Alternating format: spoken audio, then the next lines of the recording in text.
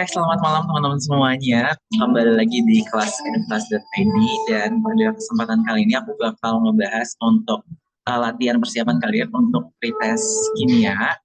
Dan di sini aku nggak bakal bahas banyak soal, aku mungkin akan bahas sekitar 10 soal, tapi aku akan ngejelasin materi gimana sih cara ngejawabnya dan kalau teman-teman nemuin soal yang serupa gitu. Karena soal-soal pretest biasanya selalu um, nggak sama tiap tahun, tapi model-modelannya harusnya mirip.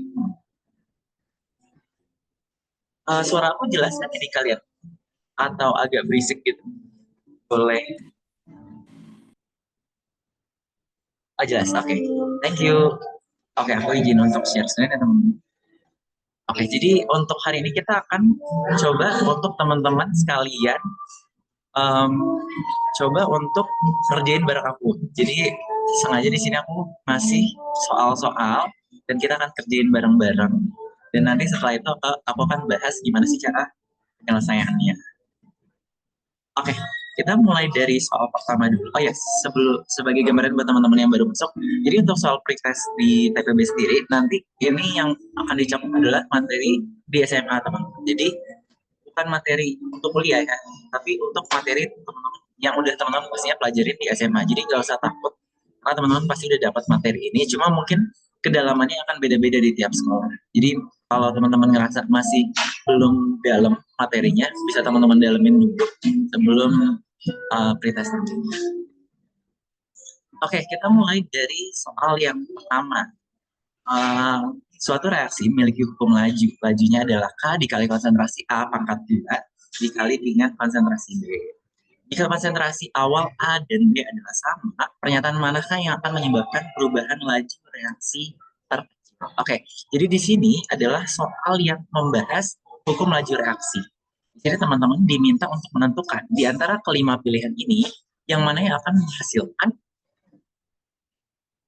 perubahan laju yang paling kecil di antara semuanya. Nah, mungkin aku mau teman-teman lebih aktif kali ini.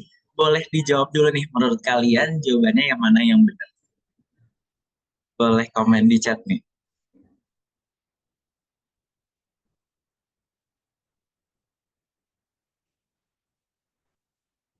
Oke, ada yang jawab B.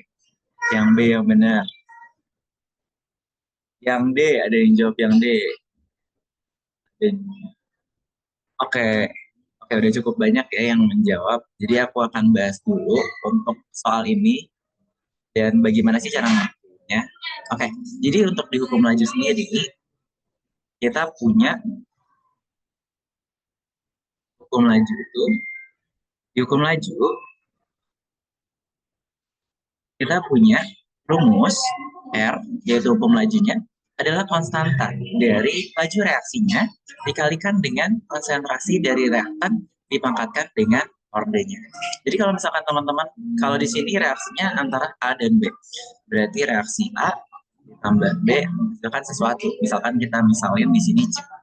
Nah, jadi yang dimaksud dengan hukum laju sendiri adalah seberapa cepat sih si reaktannya berkurang, si A dan B ini berkurang sehingga membentuk C. Itu yang dimaksud dengan laju reaksi. Nah, yang kita kenal dengan sebutan orde ini apa? Orde ini adalah pengaruh dari konsentrasinya. Jadi kalau misalkan di A dan si B berpengaruh terhadap si laju reaksinya, berarti dia punya orde reaksi. Nah, kita akan bahas dulu. Misalkan teman-teman, mungkin teman-teman di sini udah belajar untuk orde 0, orde 1, dan orde 2. Jadi kalau di orde 0, artinya kan seperti ini ya. Hukum lajunya menjadi K dikali konsentrasi reaktan dipangkatkan dengan 0. Atau kita, karena di sini pangkat 0, artinya tinggal K saja. Nah, artinya di sini, konsentrasi reaktannya tidak mempengaruhi berapapun kecepatan dari laju reaksinya. Jadi laju reaksinya akan selalu sama. Apapun yang terjadi, mau reaktannya ditambahkan atau mau reaktannya diturunkan. Sedangkan kalau di orde 1, artinya dia berpengaruh secara linear, teman-teman. Berarti di sini adalah K dikali konsentrasi reaktan dipangkatkan dengan 1. Artinya, si konsentrasinya berkontribusi terhadap laju reaksinya secara linear. Artinya kalau misalkan kita naikkan 2 kali lipat, berarti dia laju reaksinya kalau misalkan kita naikkan 2 kali lipat konsentrasi, berarti dia laju reaksinya juga akan naik 2 kali lipat. Ini kalau di orde 1. Sekarang kalau di orde 2, dia berpengaruh secara kuadratik. Konsentrasi reaktan kuadratik. Maksudnya apa kalau kuadratik? Berarti kalau misalkan kita naikkan konsentrasinya 2 kali lipat konsentrasi, lajunya tuh bukan lagi 2 kali lipat, teman-teman. Tapi lajunya menjadi 2 kali dipangkatkan dengan 2. Ini kalinya aku buang aja ya, teman-teman, biar teman-teman nggak bingung, bukan X ya, tapi 2 kalinya. Berarti jadi 4 kali lipat lebih cepat gitu. Ini adalah yang dimaksud dengan hukum laju reaksi. Nah, sekarang bagaimana sih kita nentuin untuk soal yang ini? Kalau di soal yang ini kita lihat si konsentrasi A ini berpengaruh secara kuadratik dan konsentrasi B ini berpengaruh secara linear. Dan di soal karena kita diberikan konsentrasi A-nya dinaik atau turunkan dan konsentrasi si B-nya kita naikkan atau turun, berarti kita bisa uji untuk tiap-tiap perlakuan. Kalau misalkan soal yang A, meningkatkan konsentrasi A sebanyak 4 kali. Berarti artinya kita uji berapa kali dia terhadap laju awalnya. Berarti kita masukkan, kalau misalkan konsentrasi A-nya jadi 4 kali, berarti kan K dikali 16 A kuadrat dikalikan dengan B. Berarti di sini jadi 16 kali K kali A kuadrat dikalikan dengan konsentrasi B. Nah, jadi teman-teman bisa lihat kalau dia menjadi 16 kali semula. 16 kali dari laju reaksi awal. Kalau yang B, konsentrasi B-nya yang kita naikkan 2 kali. Artinya di sini A dikali konsentrasi A-nya masih sama, konsentrasi B-nya kita naikkan 2 kali. Sehingga jadi 2 dikali K dikalikan dengan A kuadrat dikalikan dengan konsentrasi B. Dan artinya ini menjadi 2 kali semulanya. Oke, selanjutnya kita cek yang C.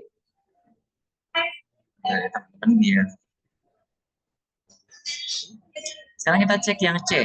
Kalau konsentrasi A dan B-nya dua-duanya dinaikkan 2 kali lipat, tapi yang jadi K dikali konsentrasi A-nya dinaikkan 2 kali lipat, jadi 2A.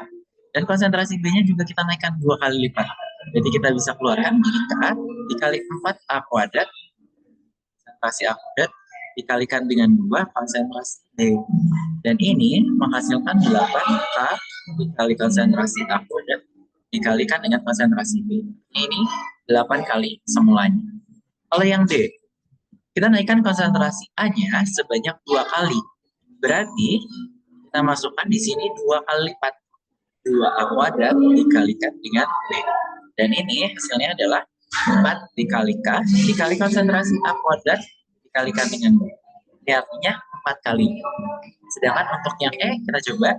Kalau konsentrasi B-nya kita naikkan 3 kali, berarti K dikali konsentrasi A kuadrat dikalikan dengan 3B. Dan ini menjadi 3 kali K kali konsentrasi A kuadrat dikalikan dengan B. Dan ini adalah 3 kalinya. Jadi, di antara semua perlakuan yang diberikan oleh soal ini, yang memberikan pengaruh laju reaksi yang terkecil adalah ini, yang B. Berarti jawabannya ini yang B. Kalau teman-teman diminta untuk menentukan pengaruhnya di mana reaksinya terkecil, teman-teman coba masukin aja konsentrasi. Jadi teman-teman otak-atik di dalam sininya, di dalam kurung ini. Teman-teman boleh ganti dan teman-teman tinggal lakukan operasinya untuk teman-teman itu.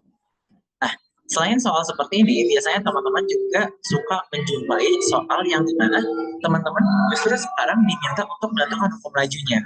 Misalkan soalnya begini ya, A ditambah B jadi C. Terus kita diberikan kalau konsentrasi A-nya adalah 0,01 dan konsentrasi B-nya adalah 0,01, laju reaksinya adalah 10 molar per second misalkan. Sementara kalau misalkan konsentrasinya A-nya kita naikkan jadi 2 kali lipatnya, konsentrasi B-nya tetap, dia jadi 20 molar per second. Sedangkan kalau misalkan konsentrasi A-nya kita buat tetap 0,02 dan konsentrasi B-nya kita naikkan jadi 0,04 katakan. Terus di sini menjadi jangan 4 ya. Terus di sini menjadi 0,02. Terus di sini 40 molar per second. Dan teman-teman diminta untuk menentukan hukum lajunya. Berarti hukum lajunya adalah R sama dengan K dikali konsentrasi A pangkatkan dengan X kali konsentrasi B pangkat Y. Nah, teman-teman pasti udah familiar, cuma aku akan coba ulang materi ini biar teman-teman ingat. X dan Y ini adalah orde dari tiap reaktan yang harus kita cari. Jadi, untuk mencarinya, teman-teman bisa gunakan dua persamaan. Misalkan teman-teman mau nyari pengaruh konsentrasi A. Artinya, kalau teman-teman mau nyari pengaruh konsentrasi A, konsentrasi B-nya harus tetap, teman-teman. Biar teman-teman bisa coret nanti. Jadi, kita bandingkan antara reaksi 1 dan reaksi 2. Kita pakai reaksi 1 dan reaksi 2. Di sini, kita tuliskan hukum lajunya. Dikalikan dengan konsentrasi A, pangkat X dikalikan dengan konsentrasi B pangkat Y, bagi K dikali konsentrasi A pangkat X, B pangkat Y, sama dengan R-nya. R-nya berapa? R1 itu 10 molar per second, R2 20 molar per second. Dan teman-teman, karena di sini untuk reaksi 1 dan 2 nilai K-nya selalu sama, dan juga konsentrasi B-nya juga sama, bisa kita coret dulu. Sehingga kita dapatkan konsentrasi A yang pertama tadi kita masukkan 0,01 pangkatkan dengan X dibagi 0,02 pangkatkan dengan X sama dengan di sini. Ini adalah 1/2 kita sederhanakan. Sehingga teman-teman bisa lihat di sini bisa kita ubah jadi 1/2 pangkat X sama dengan setengah. Dan di sini menunjukkan kalau X-nya 1. X ini adalah orde dari si konsentrasi A. Berarti orde dari konsentrasi A adalah 1. Sekarang kita diminta untuk menentukan orde B-nya juga. Orde B-nya berapa? Orde B-nya, berarti kita gunakan reaksi 2 dan 3. Reaksi 2 dan 3, berarti 0,02,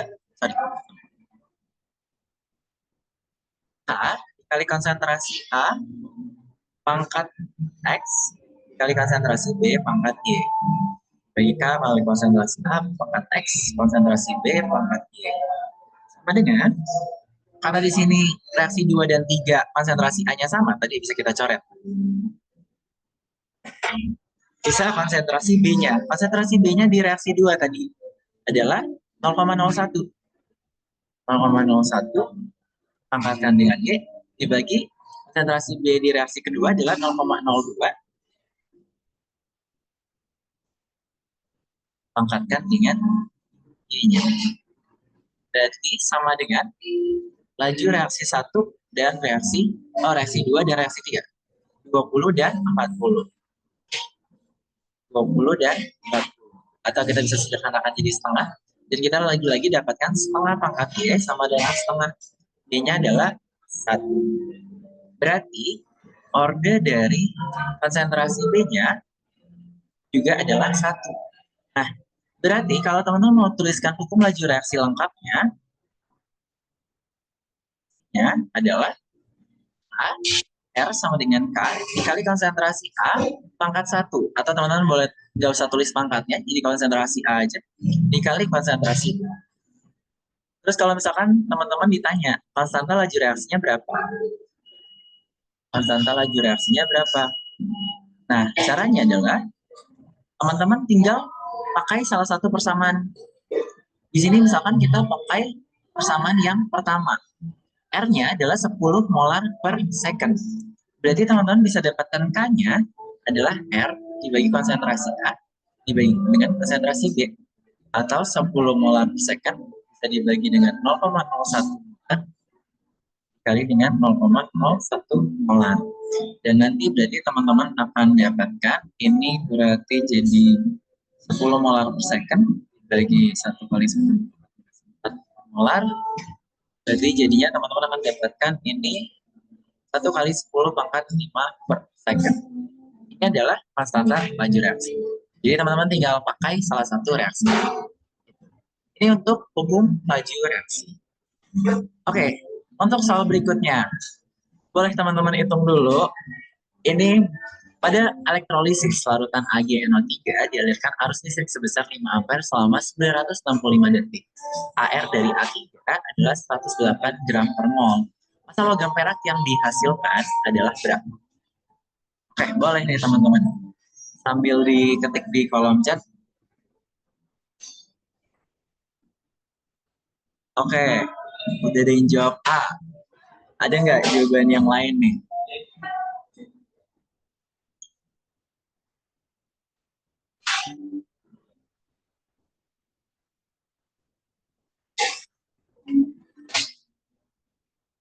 Oke, teman-teman yang lain gimana nih? Yang lain pada jawab A juga atau ada yang lain nih? B, C, atau yang lain?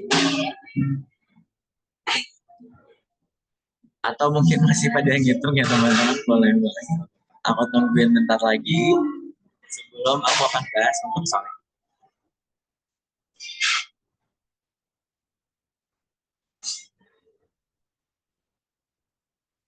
Oke, mungkin aku sambil bahas juga ya.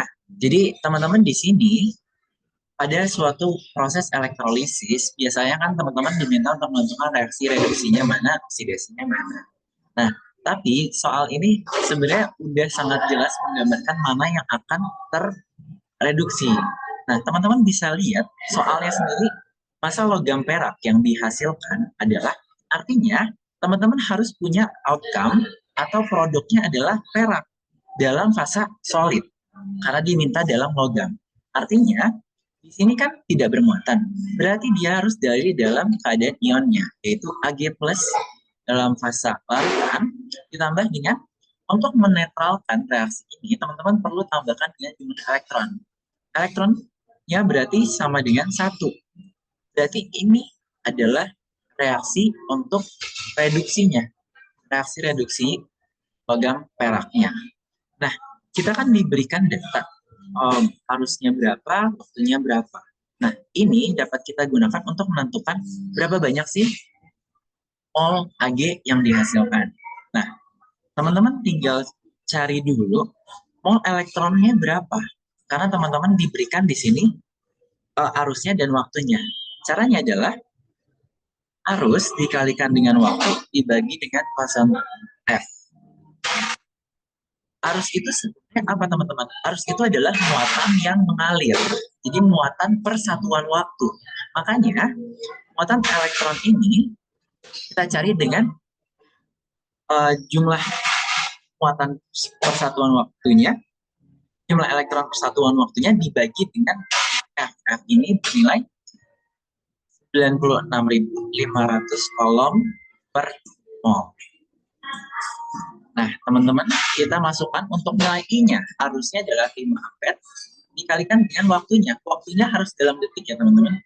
965 detik. Dan teman-teman berarti akan dapatkan, bentar ya, aku belum hitung kebetulan. Kalian aku hitung dulu. 5 dikali 965 dibagi 96.500 0,05 ya, teman-teman. Oh ya, ini kan tinggal dicoret ya. Maaf ya, teman-teman. Dibagi 100 jadi 0,05 mol. Nah, di sini 0,05 mol ini teman-teman jangan terkecoh. Ini adalah mol elektronnya. Jadi, mol elektron ini adalah gimana kita bisa mencari mol Ag di sini? Karena di sini teman-teman bisa lihat di sini persamaan reaksinya, reaksi searah, teman-teman bisa pakai koefisiennya, perbandingan koefisiennya. Koefisien di elektron ini kan sama dengan jumlah koefisien di produknya, Ag-nya. Berarti artinya mol Ag-nya juga sama dengan 0,05 mol. Dan berarti teman-teman bisa dapatkan untuk logam peraknya yang dihasilkan adalah kita gunakan rumus massa molar. Atau mungkin kalau teman-teman di SMA kenalnya sebagai MR. Nah, massa molar ini rumusnya MR sama dengan massa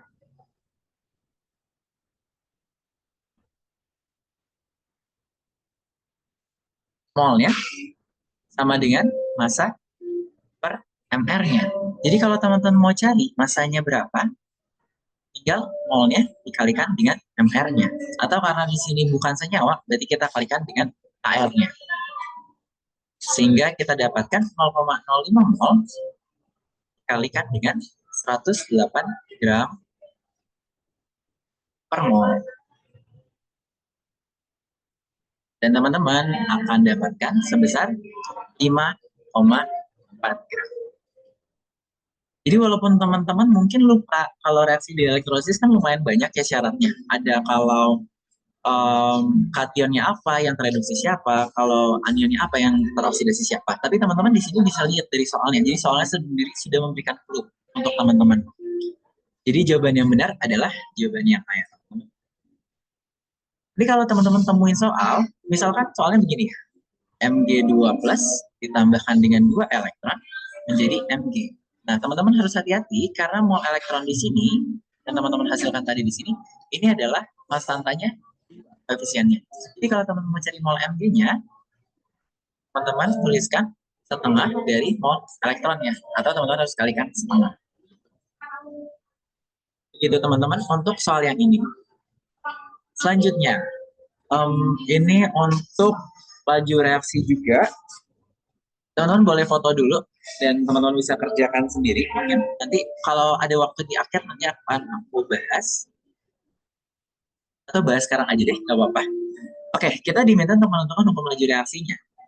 Karena di sini tadi seperti yang soal pertama, kita diminta untuk menentukan hukum laju reaksinya. Berarti hukum laju reaksi adalah R dikali konsentrasi reaktannya. Reaktannya siapa? Di sini ada B dikalikan dengan konsentrasi C dipangkatkan dengan ordenya masing-masing. Kita cari dulu untuk orde dari X-nya. Oh ya, teman-teman sambil aku ngejelasin, teman-teman boleh coba jawab dulu. Ini untuk soal ini jawabannya apa? Untuk orde X-nya, kita lihat yang mana yang konsentrasi C-nya sama. Reaksi 1 dan reaksi 2. Berarti kita gunakan reaksi 1 dan 2.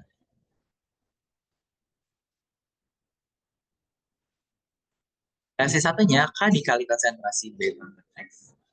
Konsentrasi C pangkat Y. Bagi K dikali konsentrasi B pangkat X. Konsentrasi C pangkat Y. Sama dengan lajunya berapa? 2,5 kali 10 pangkat minus 4 per 5,0 kali 10 pangkat minus 4. Atau kita bisa sederhanakan jadi setengah. Konsentrasi C-nya bisa kita coret di sini, konsentrasi K-nya juga bisa kita coret, sisa B-nya. Konsentrasi B-nya 0,1 dibagi 0,2. Bisa kita tuliskan jadi setengah pangkat X sama dengan setengah. Berarti kita dapatkan nilai X-nya adalah 1. Ini untuk orde dari konsentrasi B. Nah, kalau untuk Y-nya, Y-nya berapa? Orde Y-nya. Orde dari si konsentrasi B, ini orde dari konsentrasi C-nya. Kita gunakan untuk reaksi 2 dan oke, di soal ini kita berarti kita gunakan untuk yang 1 dan 3. Karena di sini yang konsentrasi B-nya adalah 1 dan 3. Kita dapatkan reaksi 1 per reaksi 3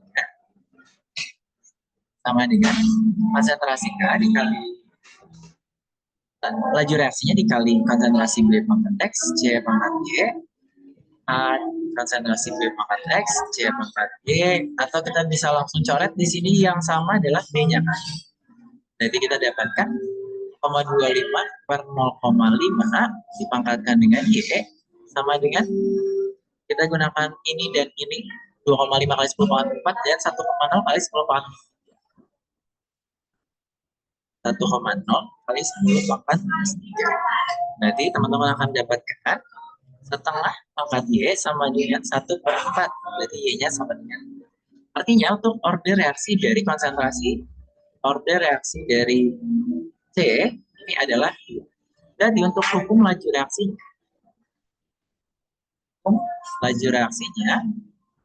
kita tuliskan R sama dengan K dikali konsentrasi B pangkat 1, atau tidak bisa kita tuliskan, dikalikan dengan konsentrasi C pangkat 2. Ini untuk hukum laju reaksi.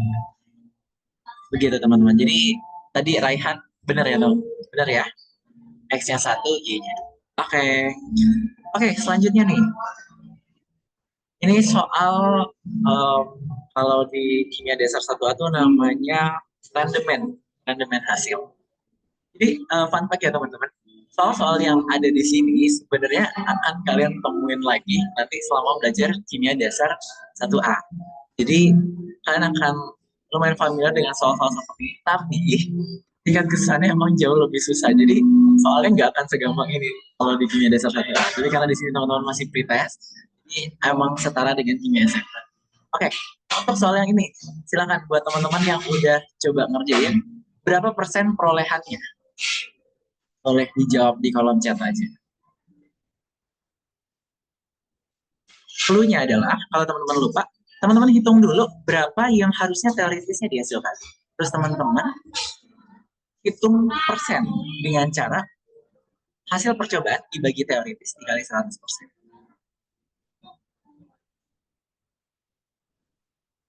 Reaksinya ada dua, tapi teman-teman jangan terkecoh.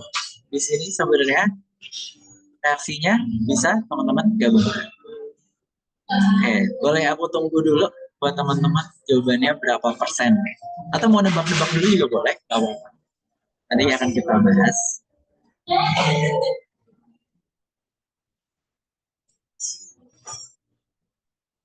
Oke, sambil aku ngerjain juga ya untuk yang ini. Karena di sini melalui dua tahap reaksi, dan kita diminta untuk menentukan logam Zn murninya. Logam Zn murni itu yang mana sih? Ini, dalam fase solid. Dan awalnya adalah ZNS, teman-teman. ZNS. Jadi, kita harus ketemukan dua reaksi ini. Berarti bisa kita totalkan, teman-teman. Yang reaksi satu, ZNS ditambah setengah O2 jadi ZNO tambah SO. Terus kemudian yang kedua, ZNO-nya tambah dengan CO, misalkan Zn plus CO2. Ini aku lagi nggak tulisin fasanya dulu ya teman-teman, teman-teman bisa tuliskan fasa masing-masing spesiesnya. Kita tambahkan itu lagi. Dan kita coret yang sama di kiri dan kanan. ZNO-nya sama, kemudian oke, itu doang yang sama berarti ya. Sehingga biji ZNS ditambah setengah O2 ditambah dengan CO menjadi ditambah CO2 ditambah dengan SO. Ini untuk reaksi totalnya. Oke, jawabannya 50%. Oke, nanti akan kita lihat ya. Jawabannya berapa kali. Oke, kita di sini diberikan data 8,75 kilo ZNS. Jadi di awal di sini tuh adalah 8,75 kilo. Kita ditanya. Terus kita dapatkan hasil percobaannya adalah 0,28 kilo. Dan kita diminta untuk menentukan persen perolehannya. Nah, untuk persen perolehan sebenarnya analogi gampangnya gini teman-teman. Teman-teman kalau misalkan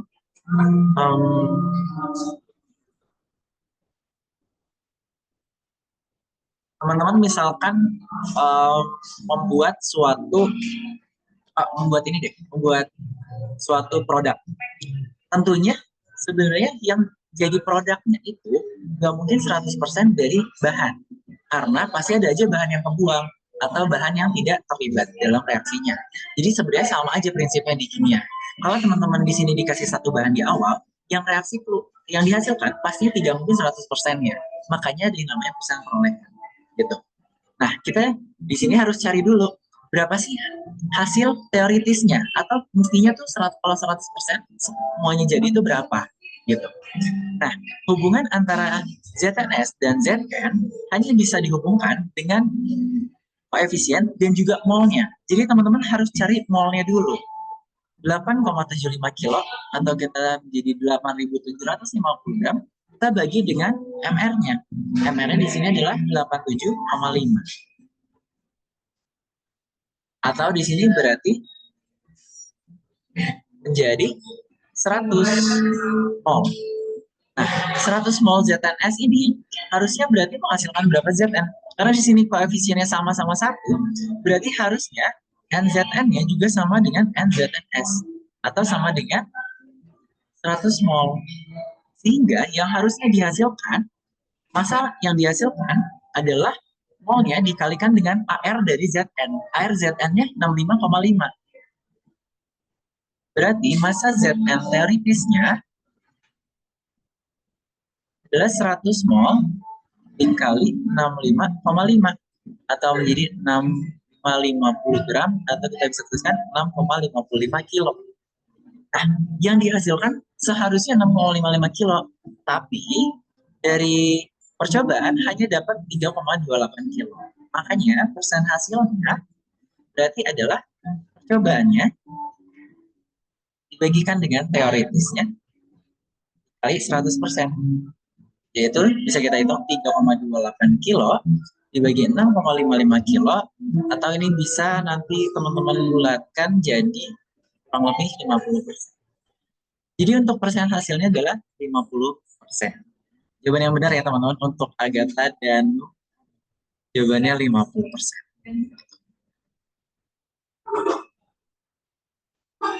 Kalau teman-teman ada pertanyaan, boleh sambil ditanya aja teman-teman. Aku akan lanjut ke soal-soal selanjutnya karena masih lumayan banyak soalnya. Oke, soal selanjutnya adalah soal termokimia. Soal termokimia ini kita diminta untuk menentukan berapa sih perubahan entalpi standar pada suhu 25 derajat Celcius buat reaksi ini. Caranya bagaimana? Oke, aku mungkin mau ngasih waktu buat teman-teman buat coba hitung dulu jawabannya berapa, nanti kita akan cek.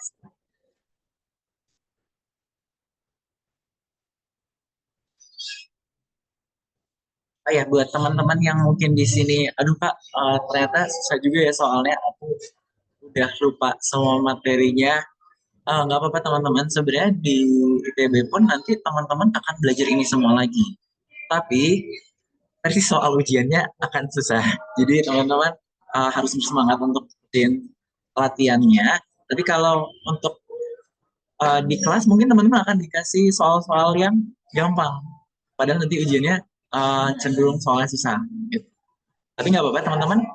Yang penting teman-teman mau belajar karena di kimia dasar 1A akan banyak ngulang untuk materi SMA-nya. Ataupun di kimia dasar B itu juga rata-rata materi pengulangan dari SMA.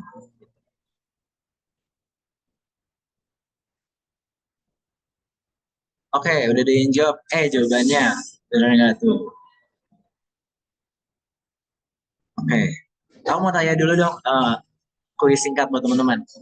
Delta H, kalau positif itu reaksinya endoterm atau eksoterm? Delta H bernilai positif. Endo. Oke.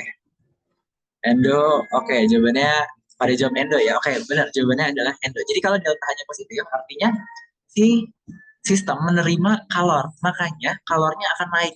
Kalor si sistem akan naik. Nah, kalau misalkan reaksinya endoterm, teman-teman akan lihat di lingkungannya justru suhunya turun. Jadi misalkan reaksi ini deh, uh, pelelehan air deh misalkan. Sorry, es batu. Ini bukan reaksi kimia, tapi kamu kasih contoh aja. Jadi kalau misalkan es batu meleleh jadi air, itu dia reaksinya adalah endoterm. Dia menyerap panas. Tapi dinginnya tuh jadi berada di lingkungannya. Jadi lingkungannya justru akan mengalami penurunan suhu karena kalornya atau si panasnya ditarik masuk ke dalam sistem. Sementara kalau reaksinya exo seperti pembakaran. Kalau reaksinya exo, makanya teman-teman ngerasain panas di luar.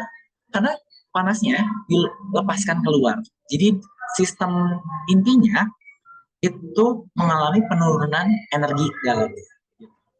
Itu ya mungkin buat sekilas buat teman-teman, siapa tahu ada soal itu besok pas tes. Oke, kita diminta untuk menentukan perubahan entalpi standar pada reaksi ini. Bagaimana caranya? Untuk perubahan reaksi entalpi standar yang teman-teman diberikan data entalpi pembentukan standar. Teman-teman bisa gunakan perubahan entalpi reaksinya adalah perubahan entalpi dari produk dikurang perubahan entalpi pembentukan dari reaktannya. Jadi teman-teman tinggal kurangin si produknya dikurang dengan reaktan. Jangan lupa kali koefisien. Oke. Berarti produknya siapa? Yang di kanan nih. NO2 dan H2O. NO2 dan H2O. Oke, ada yang jawab D sekarang. Oke, jadi yang mana nih yang benar? D apa E? Delta HF produknya berarti 2 dikali delta HF dari NO2 ditambah dengan 2 kali delta HF dari H2O dikurang dengan total dari reaktannya, delta HF dari N2H4 ditambah dengan 3 delta HF dari oksigen. Oke, berarti ini tinggal teman-teman masukkan aja. 2 kali delta HF NO2-nya, NO2 di sini 33,2 kJ. Tambah 2 dikali delta HF H2O-nya dalam fase liquid yang sebelah kanan. Ini dalam fase liquid, berarti yang liquid ini minus 285,8 kJ dikurang dengan delta HF N2H4-nya 50,6 kJ per mol ditambah dengan 0 karena delta HFO2-nya 0. Oke, aku mau tanya juga. Teman-teman tahu nggak kenapa delta HF dari O2 itu 0?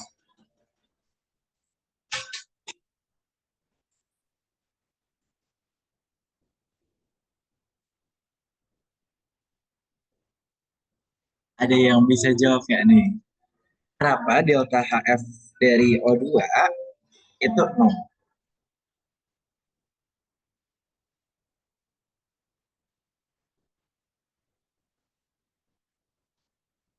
Oke, benar. Ini yang jawab Rizky Setiawan karena dia unsur bebas. Benar ya teman-teman? Jadi kalau delta HF dari unsur-unsur bebas kayak misalkan O2, gas nitrogen, atau misalkan unsur-unsur bebas lainnya, misalkan logam Al, dan lain-lain, itu dia delta HF-nya itu 0, teman-teman. Karena dia emang dasarnya tuh udah begitu, teman-teman. Jadi delta HF ini sebenarnya terjadi kalau misalkan reaksinya tuh si senyawanya dapat dibentuk dari si unsur lain. Jadi bukan standarnya emang, jadi H2O itu dibentuk dari hidrogen dan oksigen. Kan pure ada sebagai H2O. Kalau dia udah dalam unsur bebas, dia delta HF-nya. Jadi ini tinggal kita kerjain lagi 46 kilo. Jadi ini kita dapatkan minus 555,8 kilojoule. Oke, jawabannya E ya teman-teman, jadi yang benar. Jawabannya adalah E. Dan ini berarti reaksinya adalah reaksi yang eksoton. Oke, kita lanjut ke soal selanjutnya. Suatu larutan mengandung, nah ini adalah soal sifat koligatif. Kalau teman-teman ingat sifat koligatif, sifat dimana kalau ada larutan dia dapat mempengaruhi apa aja? Penurunan tekanan uap, kemudian ada penurunan titik beku, kenaikan titik didih, dan terakhir ada tekanan osmotiknya. Nah, aku mungkin akan bahas dulu untuk materinya sambil teman-teman coba untuk soal ini cara ngerjainnya gimana. Jadi teman-teman, kalau di sifat koligatif larutan, teman-teman akan nemuin dua kasus. Yang pertama adalah elektrolit, dan yang kasus kedua adalah non-elektrolit. Apa sih bedanya? Teman-teman familiar dengan ini nggak? I atau faktor Pareto. Nah, jadi I ini adalah pembeda antara elektrolit dan non-elektrolit. Nah, kalau di sifat koligatif larutan, teman-teman, kalau larutannya berupa larutan elektrolit, teman-teman harus gunakan I. Tapi kalau dia bukan larutan larutan elektrolit atau dia non-elektrolit, ya tidak usah pakai I. Ini cara menghitungnya adalah 1 ditambah N1 dikali alfa. Atau alfa ini adalah derajat asosiasinya. N ini adalah jumlah ion, hasil ionisasinya. Misalkan kita punya MgCl2. Kalau di ionisasi di air jadi apa, teman-teman? Ayo. Kalau MgCl2 di ionisasi di air jadi apa? Ion apa aja yang dihasilkan?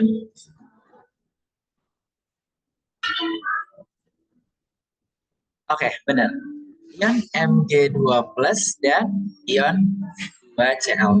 Jadi ada, kita lihat N-nya berapa di sini? N-nya berarti adalah total, di sini ada 1 ion Mg2+ dan 2 ion elemen, berarti N-nya adalah 3. Dan teman-teman tinggal masukkan rumus ini untuk dapatkan faktor Van Hoff-nya. Nah, kalau, oh ya, mungkin teman-teman suka bingung, yang mana sih larutan elektrolit dan yang mana yang larutan bukan elektrolit. Larutan elektrolit itu biasanya adalah senyawa garam, teman-teman. Atau juga bisa basa atau asam. Jadi senyawa-senyawa ini adalah senyawa-senyawa yang bersifat elektrolit. Atau kalau gampangnya teman-teman familiar, dia dibentuk dari ion-ion. Nah, itu biasanya adalah larutan elektrolit, misalkan MgCl2 tadi, MgSO4, kemudian ada H3PO4 dan lain-lain. Ini adalah larutan yang bersifat elektrolit karena dia di air akan terionisasi. Sementara larutan elektrolit teman-teman bisa jumpai dalam senyawa hidrokarbon atau biasanya disusun dari unsur-unsur logam yang membentuk senyawa hidrokarbon seperti glukos ataupun senyawa organik seperti glukosa dan sukrosa. Oke, kita balik ke soal ini. Suatu larutan mengandung 0,78 gram CaF2 dalam 1 liter larutan. Dengan asumsi CaF2 tersebut sempurna, R adalah 8 gas, tekanan osmotik larutan tersebut pada 400 Kelvin. Oke, tekanan osmotik rumusnya adalah MRT. Tapi karena di sini senyawanya adalah CaF2. CaF2 berarti dia elektrolit. Teman-teman bisa lihat di sini dia terbentuk dari logam Ca dan non-logam F. Berarti dia larutannya elektrolit. Di air dia akan terpecah menjadi Ca12 dan 2F-. Nah, kita diminta untuk menentukan tekanan osmotiknya. Teman-teman harus cari dulu M-nya. M itu adalah molaritasnya. Molaritas siapa? Molaritas dari CaF. Oh ya, di sini berarti dikalikan dengan ion karena dia berupa larutan elektrolit.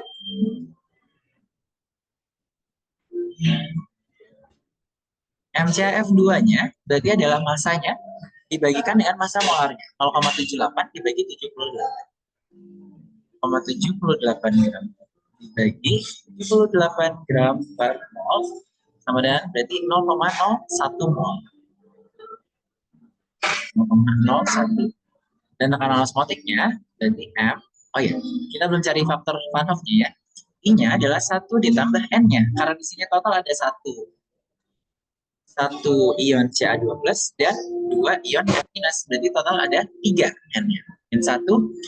Dan di sini dibilang kalau dia terdisosiasi sempurna, artinya alfanya, derajat disosiasinya, ini adalah 1. Berarti bisa kita masukkan dikalikan dengan 1. Sehingga kita dapatkan totalnya adalah 3. Berarti untuk mencari nilai tekanan osmotiknya, MRT dikali I-nya.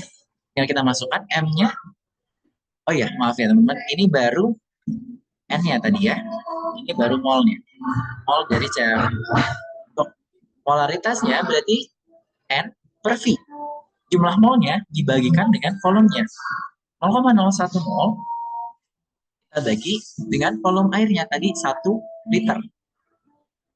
Jadi kita dapatkan polaritasnya adalah 0,01 mol per liter.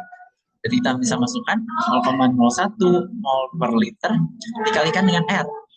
R-nya adalah yang 0,082 liter ATM per 0 Kelvin. Dikalikan dengan suhunya 400 Kelvin, dikalikan dengan faktor Van Hoff-nya 3. Sehingga kita dapatkan, berarti ini jadi 1 dikali. Kita dapatkan hasilnya adalah 0,984. Jadi yang teman-teman udah jawab 0,984 tadi benar ya. Satuannya jangan lupa ini karena di sini ATM berarti satuannya adalah atmosfer.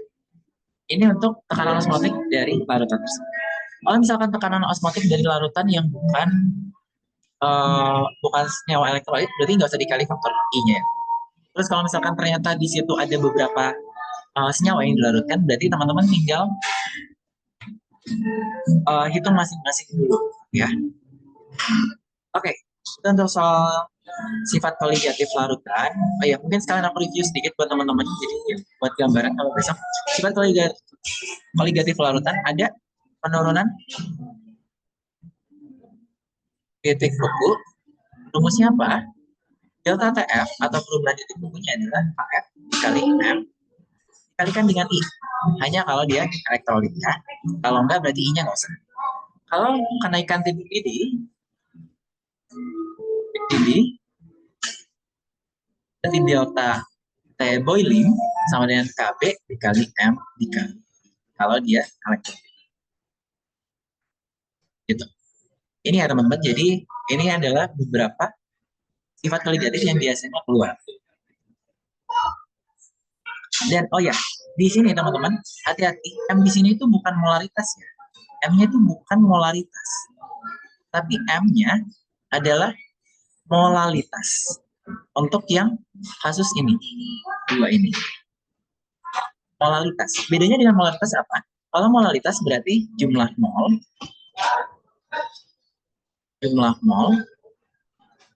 dibagikan dengan massa pelarut, bukan massa larutnya dalam kilo.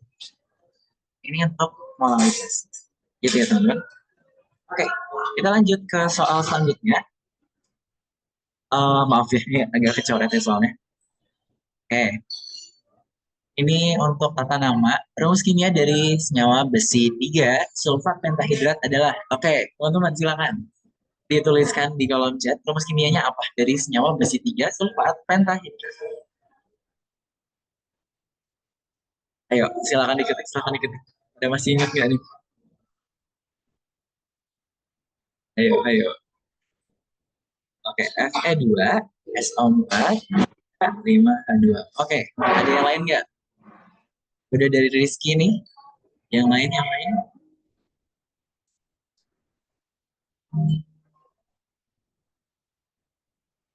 Mungkin ada lagi oke kali ya, apa-apa. Sambil kita bahas ya. Cara kita membuat rumus kimianya gimana? Kita lihat dulu di sini senyawa besi 3. Kenapa di sini ada tiganya? Karena di sini dia mempunyai bilangan oksidasi yang bisa lebih dari satu. Jadi misalkan seperti tembaga atau besi atau lagi onium itu tuh biasanya biloxnya tidak hanya satu. Di logam-logam transisi itu biloxnya nggak cuma satu. Makanya dituliskan angka Romawi yang menyatakan biloxnya. Jadi kalau besi 3 ini dia nyatain apa? Dia ionnya sebagai Fe3+. Terus sulfat di sini, sulfat ini adalah ion sulfat. Kalau teman-teman ingat SO4 diamin. Ini ion sulfat. Dan kita harus campurkan di sini antara besi 3+ dan SO4 duamennya. Dan karena di sini senyawanya bukan berupa ion poliatomik, artinya maksudnya dia tidak bermuatan nantinya, berarti kita harus setarakan Fe3+-nya harus kita kalikan dengan koefisien bilox dari si SO4, yaitu 2, ditambah dengan 3 dari SO4 2-. Menjadi Fe-nya 2 kali, SO4-nya 3 kali. Jadi ini untuk besi 3 sulfatnya. Nah, di belakang ada tambahan pentahidrat.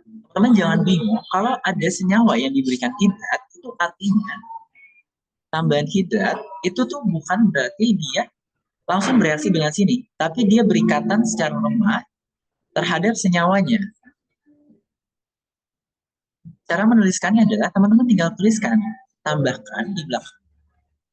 Kan tadi besi 3 sulfatnya teman-teman udah tuliskan. Tinggal teman-teman tambahkan penta. Oh ya, maaf ya teman-teman, ini penta ya, bukan penda. Penta itu kan 5 ya. Berarti 5 hidrat itu teman-teman tuliskan H2O-nya saja. Jadi cukup sesimpel ini teman-teman tata namanya. Jadi teman-teman tinggal tuliskan kalau ada hidrat itu tambahkan. Ya mungkin teman-teman sedikit aku review. Kalau mono itu 1, di itu 2, tri itu 3, 4 itu tetra, kemudian 5 itu penta. Ini materi kelas 10 atau bukan? Jujur aku seingat aku sih materi kelas 10 ya untuk tata nama harusnya. Ini soal pretest tahun berapa? Oke, soal pretest yang aku ambil di sini adalah soal pretest tahun 23 dan juga tahun 22. Jadi teman-teman nanti mungkin semoga soalnya nggak jauh dari ini. Terus kemudian itu hexa, F17, Octa 8, terus 9 tuh nona kalau nggak salah. Nona tuh 9, DK 10. Jadi ini teman-teman untuk tata namanya. Jadi jangan teman-teman lupakan ya. Untuk tata nama senyawa ion, itu ionik cukup ani. Kationnya tambahkan dengan anion. Kalau ternyata dia berupa kationnya logam transisi, tambahkan bilangan Romawi oksidasinya ya. Jangan lupa.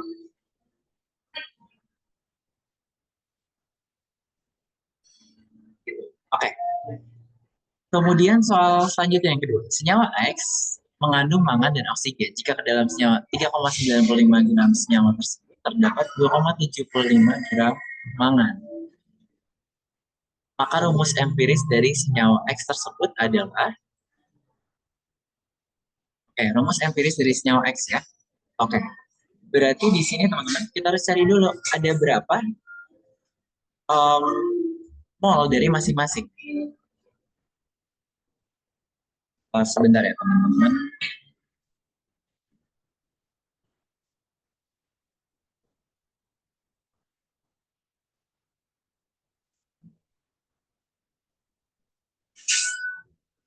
Ya.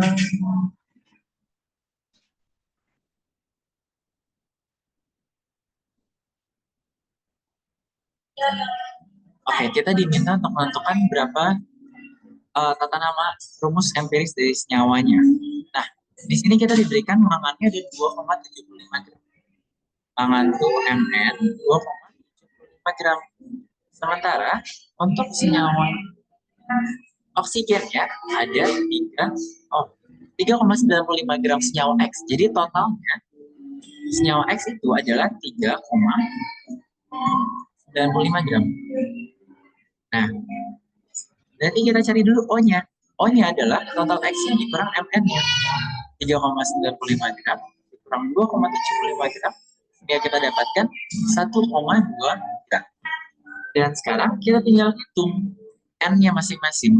Jumlah molekulnya 2,75 gram dibagi dengan massa molar dari Mn. Aku udah lupa massa molar Mn berapa ya. Sebentar ya teman-teman, aku sekalian izin ngecas dulu. Bentar ya.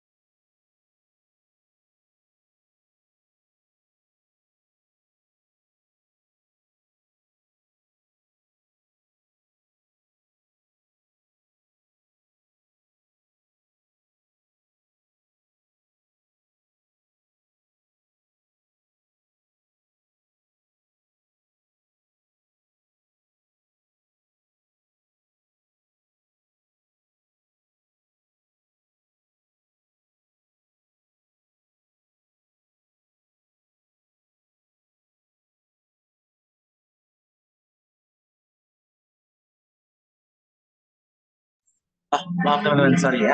Oke, di sini aku akan lanjutkan lagi. Untuk massa molar dari Mn ini adalah 2,75 gram. Kita bagi dengan 54,938. 54,938. Jadi kita 2,75 bagi 54. 938. Sehingga kita dapatkan 0,05. Dan untuk oksigennya, adalah 1,2 gram dibagi dengan oksigen itu 16 gram.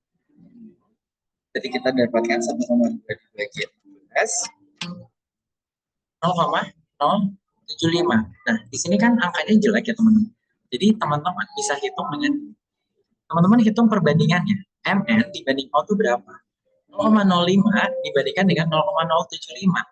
Sehingga teman-teman bisa sederhanakan. Ini menjadi 2 banding 3. Artinya teman-teman bisa tulis rumus empirisnya adalah Mn2 oksigen 3. Gitu.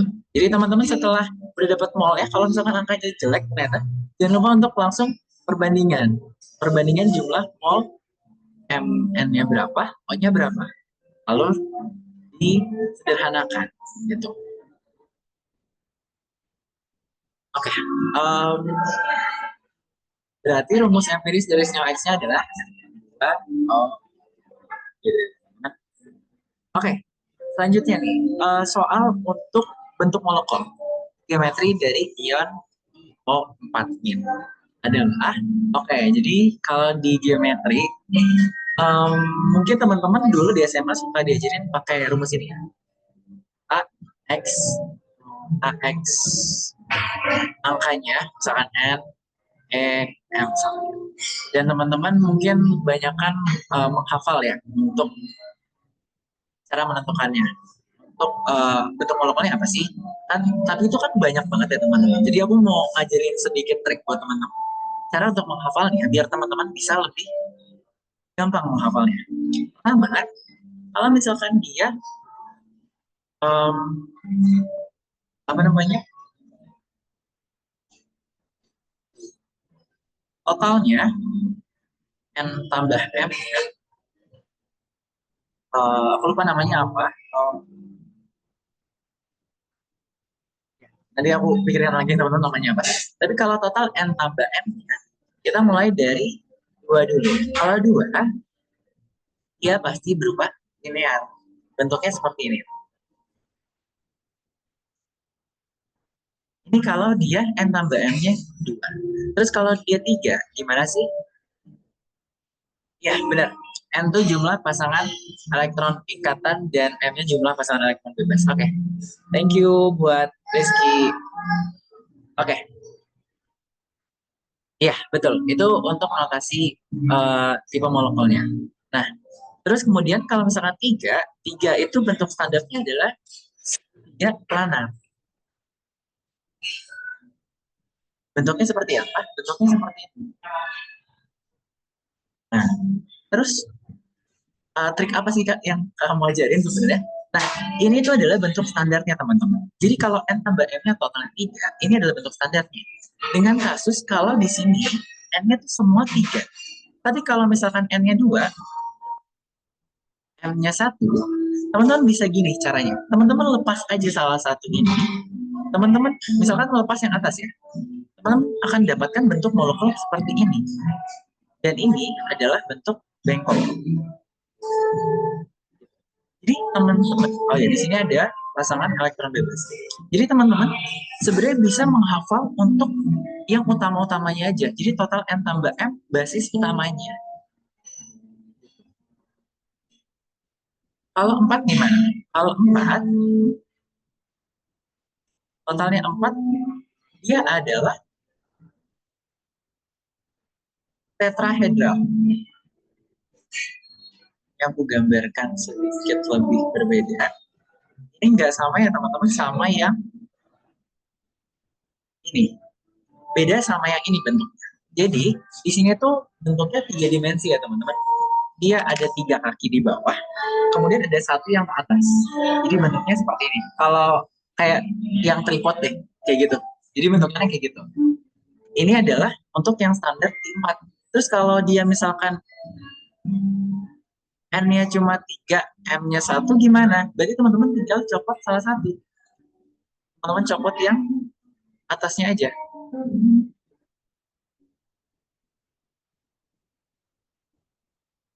Nah, Berarti ini kan ada pasangan elektron bebasnya. Dan ini berarti jadi basisnya basisnya aja, gitu. Basisnya tripodnya aja. Jadi cuma 3 bentuknya gini. Dan ini bentuknya adalah segitiga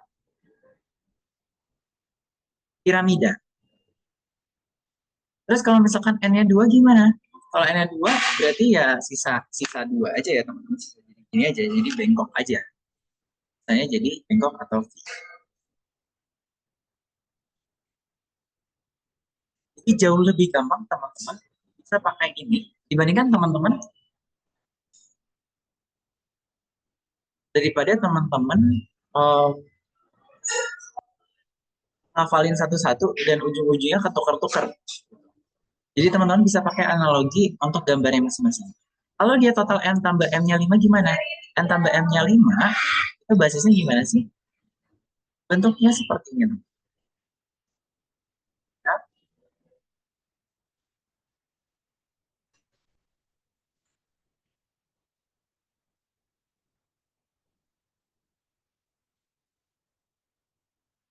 Nah, jadi mungkin gambarnya akan sulit dipahami, tapi gini teman-teman. Teman-teman tangannya 3 itu mendatar.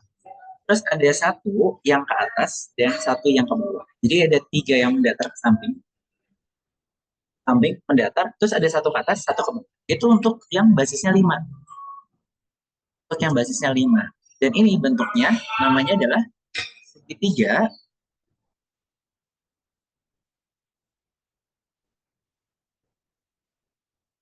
segitiga di piramida. Ini untuk yang N-nya sama dengan 5. Kalau copot satu, nah kalau di sini mungkin teman-teman agak bingung, copotin yang mana? Copotin mulai dari yang tengah dulu teman-teman. Jadi kita copot yang ini misalkan. Berarti jadinya cuma seperti ini.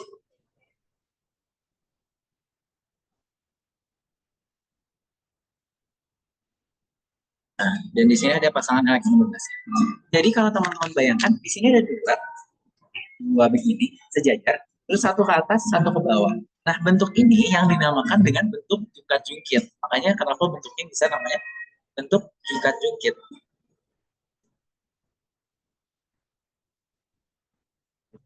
Kalau misalkan N-nya 3, M-nya 2 gimana? Berarti tinggal teman-teman lepaskan lagi. M-nya 2, berarti tinggal jadi ini aja teman-teman. Ada 2 elektron di sini. Dan ini menjadi bentuk T. Makanya namanya adalah bentuk T atau T-shape. Kemudian kalau N-nya 2, N-nya 2 ini yang paling spesial karena dia akan sama lagi sebenarnya sama linear. Jadi dia cuma garis lurus atas dan bawah. Dan di sini pasangan elektronnya banyak, ada 3 pasang. Ini adalah linear. Terus yang 6 ya. Kita sampai ke total M tambah N-nya 6. Total M tambah N-nya 6 itu bentuknya mungkin akan sulit di... Semoga teman-teman bisa memahaminya gambar. Oke, jadi untuk yang ini, yang oranye ini, dia mendatar 4 teman-teman. Jadi kalau tadi 3 mendatar, sekarang dia mendatarnya 4. 4 di mendatar, terus satu ke atas dan satu ke bawah. Nah, ini yang disebut dengan octahedral. Octahedral. Ini M-nya 8, M-nya sama dengan 5. Terus kalau lepas satu gimana? Nah, kalau di sini bedanya sama di total 5 tadi, dia lepasnya tuh bukan dari samping-sampingnya, tapi lepasnya justru dari atas dan bawah. Jadi, teman-teman akan dapatkan sebuah piramida segi 4. Jadi ada 4 di bawah, 4 mendatar gini, terus cuma satu naik ke atas. Berarti teman-teman akan dapatkan dia segitiga piramida. Sorry, piramida segi 4. Teman akan dapatkan dia sebagai piramida segi 4. Terus lanjut lagi, kalau misalkan lepas satu lagi, berarti jadi cuma sisa yang tengahnya aja. Yang tengahnya aja jadi segi 4 planet. Udah. Jadi teman-teman sebenarnya teman-teman tinggal hitung n totalnya itu berapa. Terus teman-teman tinggal turunkan satu-satu. Jadi kalau teman-teman lupa, jadi karena hafalannya lumayan banyak, teman-teman coba hafalin yang betul-betul utamanya. Dan teman-teman tinggal turunkan. Oh ya, ini ada pasangan elektronnya teman-teman kalau digambar. Maaf ya. Jadi teman-teman tinggal turunkan, biar teman-teman nggak usah ngafalin semuanya. Itu teman-teman. Oke, selanjutnya untuk soal selanjutnya. Oh iya, soalnya ini belum dibahas deh. Geometri ion IO4. Nah, cara kita buat struktur Lewisnya dulu teman-teman. Struktur Lewisnya I sebagai atom pusat, kemudian ada 4 oksigen sampingnya. Teman-teman hitung, I itu kan dia golongan 7A ya teman-teman. Nah, berarti dia punya 7 elektron valensi. Sementara O itu golongan 6A. Berarti dia punya 6 elektron valensi. Nah, di sini teman-teman berarti kita totalin nih teman-teman. Kalau IO4, ini totalnya ada berapa? I-nya ada 7. Tambah 4 dikalikan dengan 6. Terus tambah muatan dari ionnya. Berarti tambah 1. Berarti total elektronnya menjadi 32 elektron. Nah, teman-teman harus buat struktur Lewisnya mempunyai 32 elektron.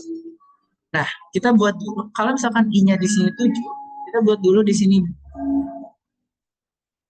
ikatan ganda. 3 yang ganda, terus 1 yang tunggal. Terus kemudian kita lengkapi biar semuanya oktet. Di sini udah ada 4, berarti kita tambahin 5, 6, 7, 8, sama 5, 6, 7, 8, 5, 6, 7, 8. Tapi yang di sini berarti baru ada 2.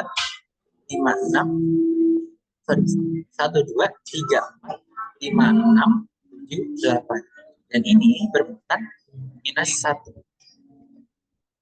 Nah, teman-teman tinggal lihat di sini.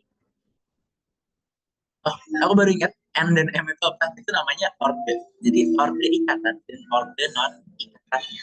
Nah, kalau di sini teman-teman bisa lihat dia ikatannya ada berapa? Kita lihat di sini ada 1, 2, 3, dan 4. Berarti di sini orde ikatannya ada 4. Ikatannya atau si N-nya ada 4. Sementara orde non ikatannya atau M-nya ini di sini adalah 0. Berarti teman-teman tinggal cek yang tadi total N tambah M-nya 4, terus kalau M-nya 0 berapa? Di sini adalah bentuk ini, atau ini tetra, oh sorry bukan tetrahedral, ya tetrahedral. Jadi ini bentuknya adalah tetrahedral. Berarti kita dapatkan bentuk di sini adalah tetrahedral. Gitu.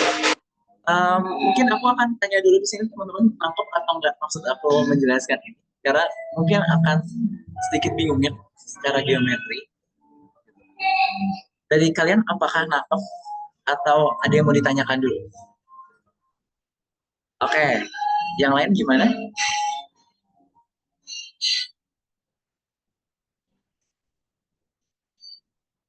Oke, sambil nunggu, nanti kalau teman-teman ada pertanyaan silahkan ditanyakan aja langsung.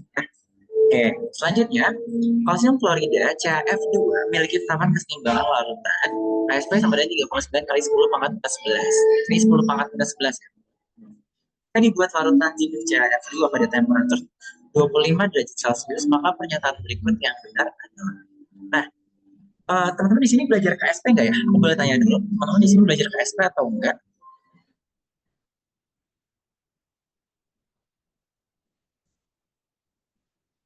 Oh, oke. Ada yang nanya. Contoh gambar yang ada non ikatan tadi seperti apa? Oke. Kalau misalkan kita ini deh, molekul air H2O. Molekul air ini, teman-teman, dia tuh bentuknya bukan linear sebenarnya. Walaupun mungkin teman-teman ngiranya bentuknya begini ya. Itu bukan linear. Kenapa? Karena dia ada pasangan elektron bebasnya. Kita hitung dulu elektron totalnya ada berapa? 2 dikali 1, karena hidrogen punya 1 elektron, ditambah 6. Berarti totalnya ada 8 elektron. Di sini, baru punya 1, 2, 3, 4. Berarti baru 4. Berarti kita harus tambahkan lagi 4, sehingga menjadi seperti ini. Nah, ini berarti order ikatannya 2 dan order non-ikatannya juga 2. Berarti teman-teman tinggal lihat yang totalnya 4. Tadi kan tetrahedral. Tapi kita mau yang dia cuma hanya 2. Berarti dia bentuknya bengkok atau bentuk T. Jadi kalau molekul air itu ada order non-ikatannya atau si elektron bebas ini. Ada, cara menghitungnya adalah dipasangkan ya teman-teman. Pasangannya ada berapa? Apakah menjawab tadi buat yang nanya? Kelvin?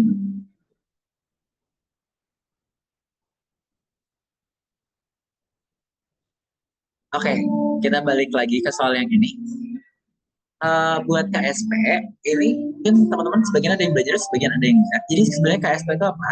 KSP itu adalah kelarutan. Jadi misalkan di sini punya padatan CaF2 dalam fase padat.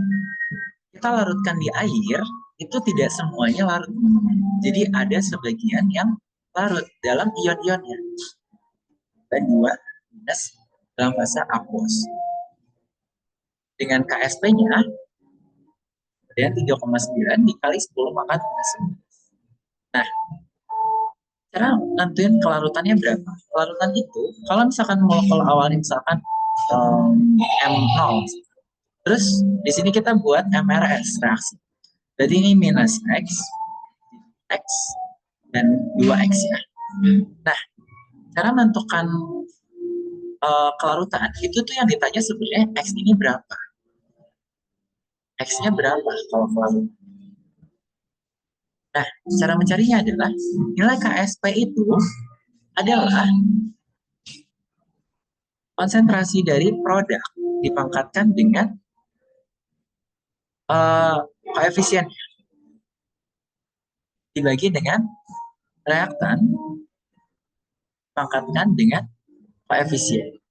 Nah, teman-teman harus hati-hati karena produk dan reaktan di sini untuk KSP hanya dalam fase aqueous atau gas. Dua fase ini aja. Jadi yang lain nggak dihitung. Jadi kalau misalkan di sini CaF2 berarti cuma yang produknya aja. Konsentrasi Ca2 plus pangkat 1 karena koefisiennya 1 dikali dengan konsentrasi F minusnya.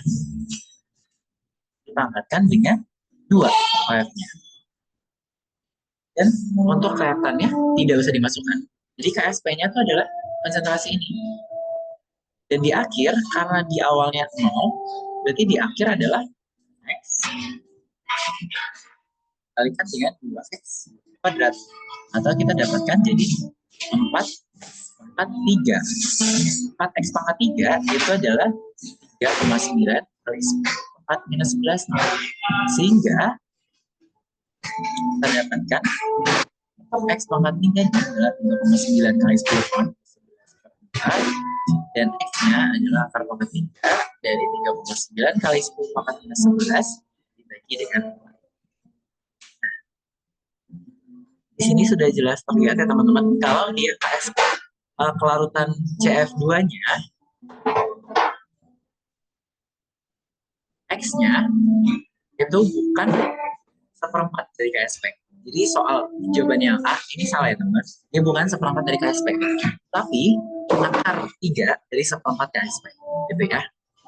Terus kelarutan konsentrasi Ca2 plus dalam larutan jenuh CaF2 adalah 2 kali F minus. Kalau dilarutkan X Ca2 plusnya ada sebanyak X, sementara F minusnya ada 2X. Jadi F minusnya akan lebih banyak. Jadi ini salah ya teman-teman untuk yang B. Dan penambahan 0,1 mol HF akan memperkecil larutan CaF2 dalam air. Nah, teman-teman lihat di sini. CaF2 ini dipengaruhi sama apa aja? Kalau di sini kita lihat, dia nambahin 1 mol HF. HF itu siapa? Hidrogen dan fluor. Kalau di ionisasi.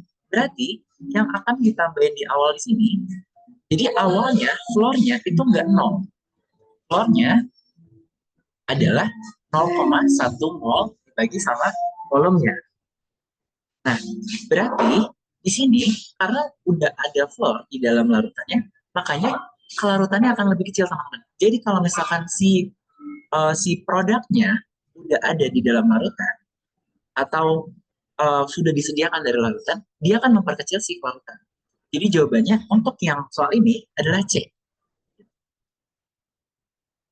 Yang D, kita bahas deh. Yang D, CaF2 mudah larut dalam air. Teman-teman lihat di sini. KSP-nya adalah 3,9 kali 10 pangkat ke 11. Artinya, dia sangat kecil, teman-teman. Dia melarut. Makanya, ini tuh bukan mudah larut, tapi sulit larut justru. Sulit larut. Terus dalam larutan jenuh CaF2 terdapat 2 mol ion Ca2+. Terus salah ya, teman-teman. Mol ion Ca2 plusnya tergantung ada berapa di dalam larutannya dan tergantung volumenya berapa.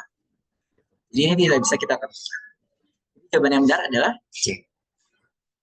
Oke, mungkin teman-teman agak bingung, tapi semoga membantu teman-teman. Jadi KSP itu adalah produk pangkat koefisien dibagi dengan konsentrasi reaktan pangkat koefisien. Terus dibagi dan harus dalam fase aqueous atau gas. Oh, tadi kenapa sulit larut? Oke, teman-teman tinggal lihat KSP-nya. KSP-nya pangkat minus 11.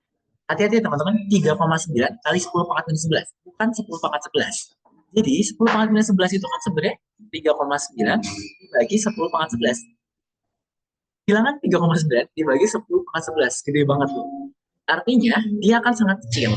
Sangat kecil itu KSP itu adalah hasil kali dari kelarutannya. X dan 2X dipangkatkan 2. Jadi 4X3 itu nilainya tuh segini. Makanya kalau kita cari X-nya akan sangat kecil, teman-teman. Ini pasti pangkatnya juga masih minus gitu. Jadi masih kecil. Menjawab nggak tuh untuk yang nanya kenapa dia sulit banget?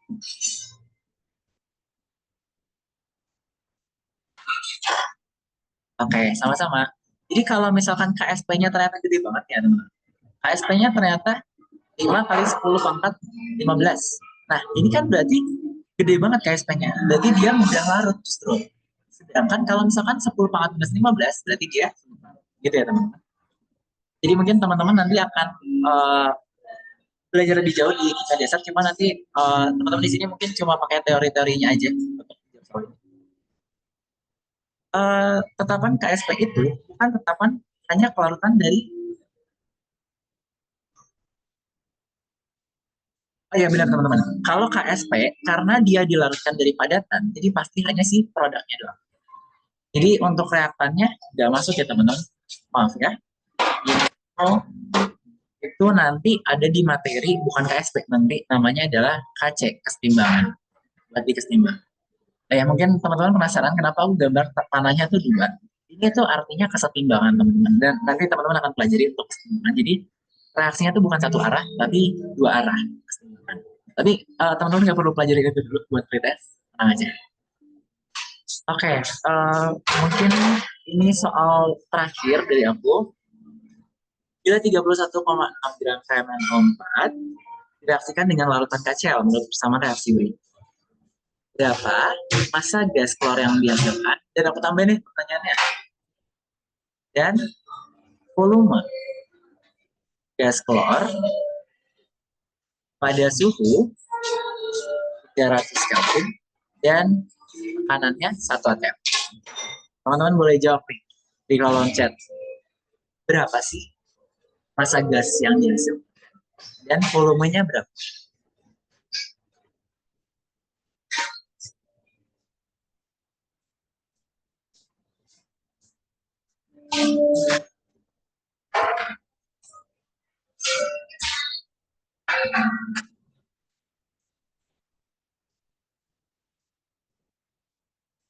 Oke, sambil aku coba bantu ngejelasin.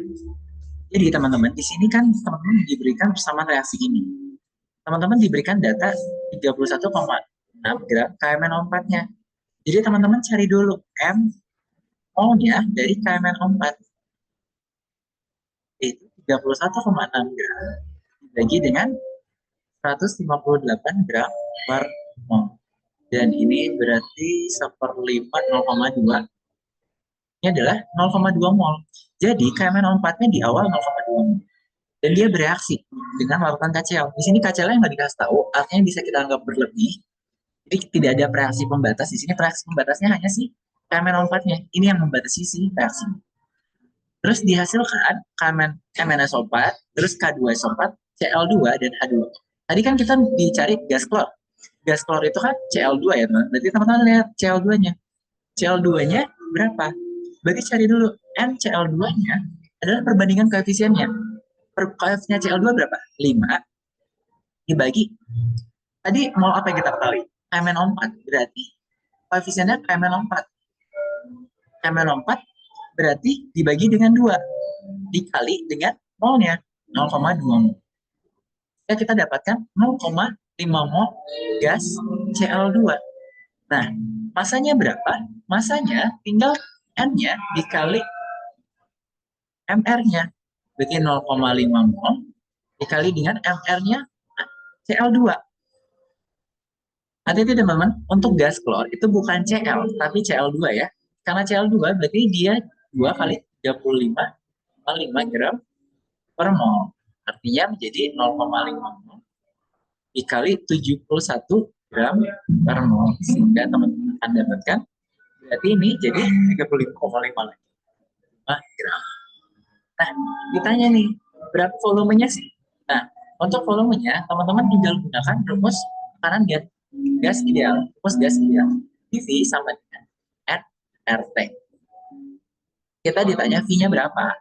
Jadi teman-teman tinggal masukkan N dikali RT dibagi sama tekanannya. Jadi tinggal teman-teman masukkan di sini 0,5 mol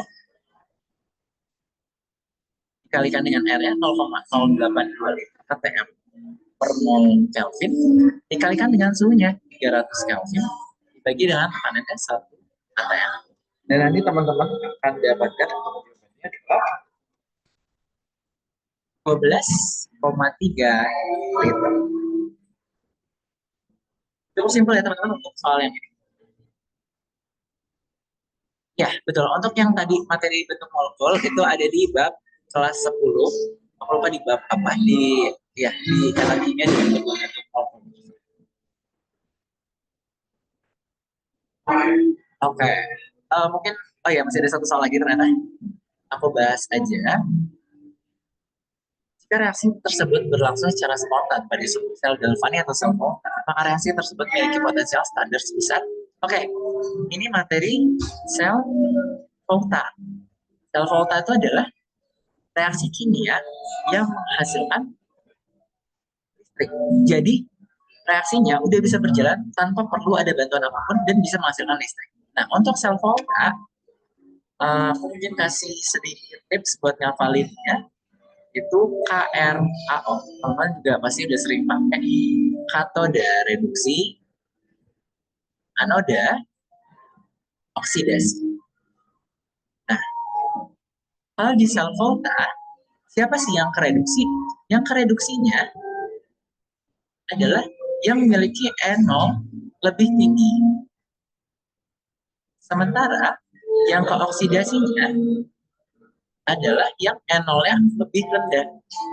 Sehingga teman-teman bisa pilih di sini yang N0-nya lebih tinggi adalah Ag. Berarti Ag plus akan tereduksi. Jadi Ag. Sementara kalau reaksinya oksidasi, berarti dia dibalik teman-teman. Reaksinya oksidasi kan dibalik. Untuk nilai standar di sini, ini adalah untuk reduksi. Jadi kalau teman-teman mau dia sebagai oksidasi, teman-teman balik reaksinya. Cu menjadi Cu2 plus tambah 2 elektron. Nah, untuk menyatakan kesamaan reaksi ini, teman-teman setarakan elektronnya. Jadi yang di atas dikali 2, dikali 1. Sehingga menjadi 2 Ag plus tambah 2 elektron, menjadi 2 Ag. Kemudian Cu menjadi Cu2 plus tambah 2 elektron. Dan teman-teman bisa colok elektronnya, sehingga teman-teman dapatkan 2 Ag plus ditambah dengan Cu menjadi Cu2 plus tambah dengan Ag. Ini untuk reaksi totalnya. Kalau teman-teman ditanya, reaksi totalnya apa? Terus kalau kita diminta untuk menentukan N0-nya, N0 selnya adalah N0 reduksinya dikurang E0 pada proses oksidasinya. Yang reduksi tadi si Ag dengan E0-nya 0,80. Berarti ini plus 0,80 dikurang dengan yang reaksi oksidasinya 0,34. Sehingga teman-teman akan dapatkan ini adalah 0,46 volt. Dan nilai SL-nya ini positif. Artinya reaksinya spontan. Makanya dia bisa berlangsung dan ada keterangan di sini spontan. Jadi jawaban yang benar adalah B. Gitu. Jadi mungkin itu dulu teman-teman pembahasan soal yang kita bahas hari ini. Aku buka sesi pertanyaan buat teman-teman dulu. Kalau misalkan teman-teman ada pertanyaan, dipersilahkan buat teman-teman. Apakah ada?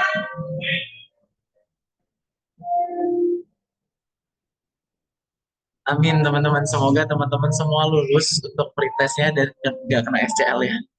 Semoga teman-teman. Untuk soalnya berapa? Sebenarnya kalau nggak salah tuh soalnya tuh 30 teman-teman. Jadi fisika 30, kimia 30, matematika 30, dan soalnya tuh lumayan beragam. Kalau tahun lalu sih PG ya teman-teman. Jadi mungkin harusnya PG juga dikali. Oke. Produknya adalah CU2 plusnya sama. Oh iya, makasih. Terima kasih buat koreksinya. Ini ada dua lagi. Ada dua lagi. Thank you. Oh, ada isian singkatnya ya buat angkatan kan. Oke deh, semangat teman-teman. Pretestnya boleh pakai kalku nggak? Harusnya sih boleh teman-teman kalau untuk pretest kimia. Karena sebenarnya kalau di kimia dasar tuh teman-teman boleh pakai kalku. Jadi ngitung tuh boleh pakai kalku. Yang nggak boleh pakai kalkulator tuh di matematika dan fisika. Karena di kimia angkanya susah semua teman-teman. Jadi angkanya udah aneh-aneh semua. Mau nggak mau harus pakai kalkulator. Harusnya sih di pretest boleh ya, tapi aku kurang tahu karena tahun lalu kan aku online, jadi aku nggak bisa mastiin tahun ini apakah sama atau enggak. Gitu. Apakah dari teman-teman ada pertanyaan lagi? Silahkan kalau ada pertanyaan, ada yang kurang jelas.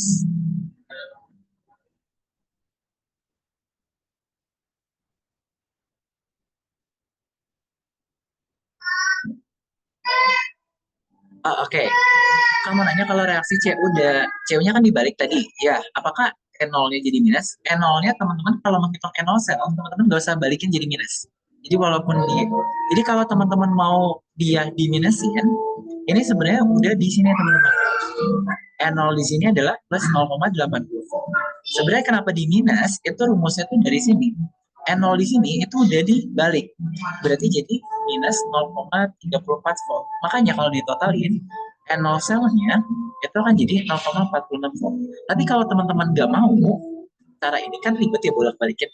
Teman-teman pakai yang direduksi. Jadi ini bukan maksudnya bukan proses reduksi ya. Jadi E0 reduksinya dikurang N0 reduksi yang seharusnya. Tapi karena dia di mana dia dioksidasi, yang dioksidasi di CU. Berarti teman-teman pakai N0 reduksi untuk yang di CU. Gitu sebenarnya maksudnya. Makanya rumusnya reduksi minus oksidasi tanpa teman-teman harus balik. Kalau teman-teman mau balik, jadi teman-teman totalin seperti ini. Hasilnya sama aja kan? Gitu. Oke, menjawab nggak tuh?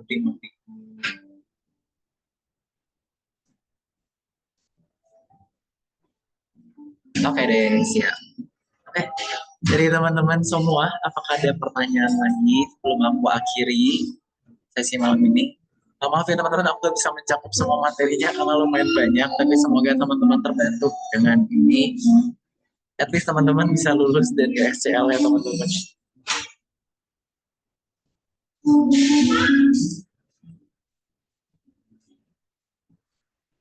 Oke. Oke, mungkin aku kira teman-teman udah cukup buat hari ini. Terima kasih banyak telah ikutin kelas itu kelas.id. Jangan lupa nanti seharusnya minggu depan tuh ada tutor pretest untuk fisika. Dan fisikanya buat aku sih lumayan. Jadi teman-teman mungkin bisa ikut nanti buat fisikanya. Dan untuk yang matematika udah ada minggu lalu dan bisa teman-teman cek di YouTube Edu Class Course. Nanti teman-teman cek aja, nanti akan aku kasih juga linknya kalau udah selesai upload. Oke, terima kasih banyak teman-teman semua telah mengikuti untuk Tatar malam ini. Semoga teman-teman lulus pretestnya. Kabarin ya di grup kalau misalkan kalian pada lulus. Boleh react lah gitu. Oke, terima kasih banyak teman-teman semuanya. Selamat malam dan sampai jumpa nanti di Makasih TBC. banyak, Kak. Makasih Kak. Ya, sama-sama.